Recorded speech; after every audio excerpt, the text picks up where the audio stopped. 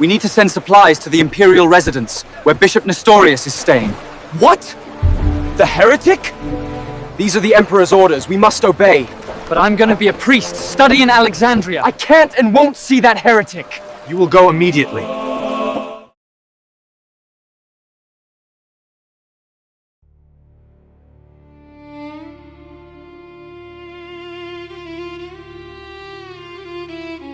Il y a une étrange insistance dans le cinéma de notre temps à descendre dans les ombres lorsqu'il s'agit du sacerdoce.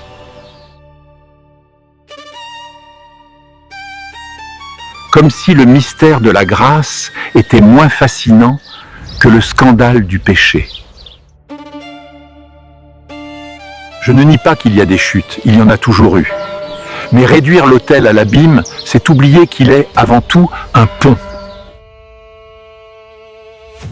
La perspective moderne semble chercher chez le prêtre non pas celui qui aspire à la sainteté, mais celui qui y succombe. C'est un récit incomplet, et donc injuste, car là où il y a ténèbres, il y a aussi lumière ça. Et la lumière, même silencieuse, soutient le monde.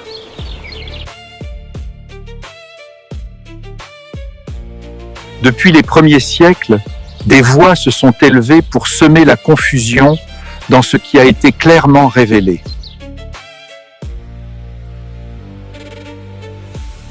Un évêque d'Antioche, par exemple, a osé fragmenter le mystère du Christ, comme si la parole pouvait être divisée selon une logique humaine.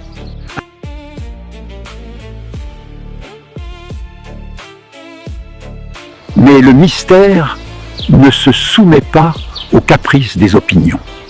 L'Église primitive n'a pas inventé le Christ et elle l'a proclamé contre toutes les hérésies. Il est une seule personne en deux natures. Pleinement Dieu et pleinement homme. Il n'y a ni division, ni mélange faxis, il y a unité. Dans le silence d'une vierge choisie de toute éternité, la grâce a trouvé sa pleine acceptation. La maternité divine de Marie n'est pas un embellissement de l'histoire. Elle fait partie intégrante du plan de Dieu pour la rédemption. Le véritable drame ne réside pas dans l'Église, mais dans l'incapacité de l'homme moderne à contempler le mystère sans le réduire à néant.